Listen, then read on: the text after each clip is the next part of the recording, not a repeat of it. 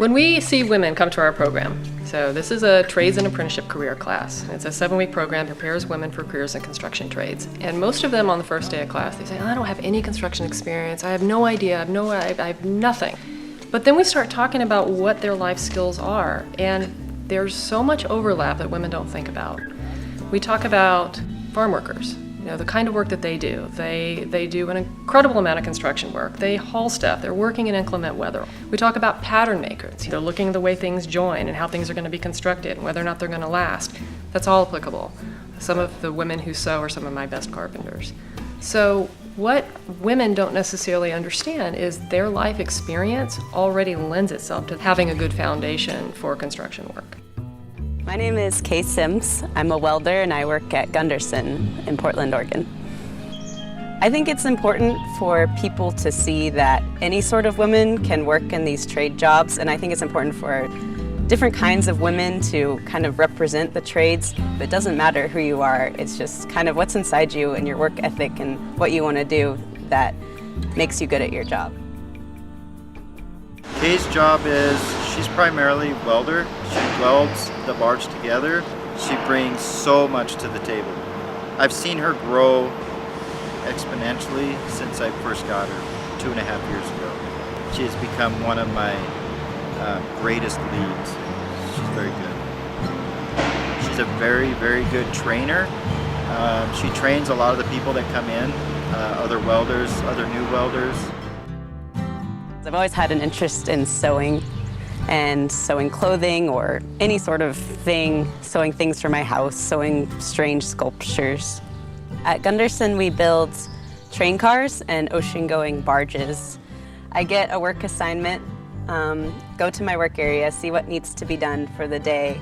The connection to me is really deep-seated in me, that I'm just a person that I have to make things and use my hands no matter what. And I think anybody who has that inner creativity or their mind works in the way where they just need to be doing and seeing the results of their work can easily make the leap to any sort of trade, welding or carpentry or electrician or whatever.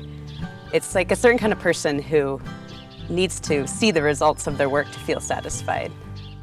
So I went through the Oregon Tradeswomen program and then went to community college and learned how to weld there. And then through my employer, through Gunderson, they provide classes on blueprint reading and welding inspection and supervision, and they're all free classes. So I took those classes and then decided to take my certified welding inspector exam, which Gunderson pays for. I think it's a thing that a lot of people think about, how a thing like that gets built or how stuff gets moved around in the world and what kind of structures are used to move things around.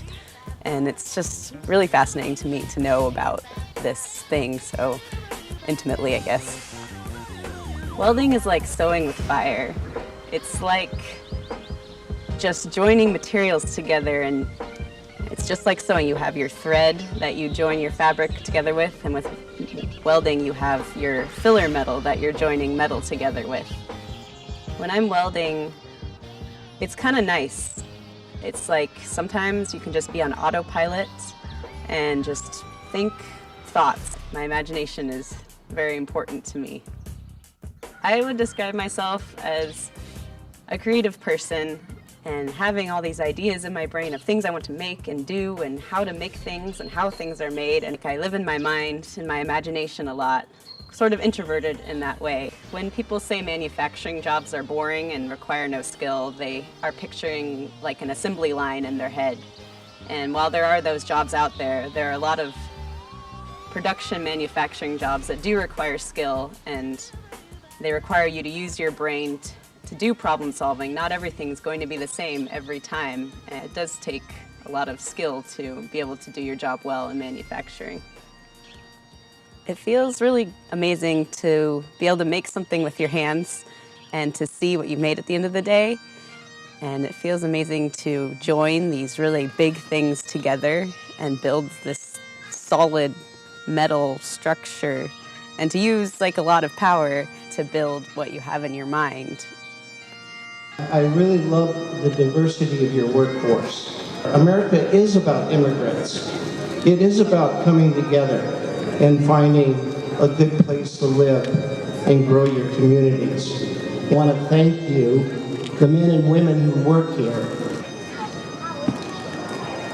for your skills, for your effort, for your dedication.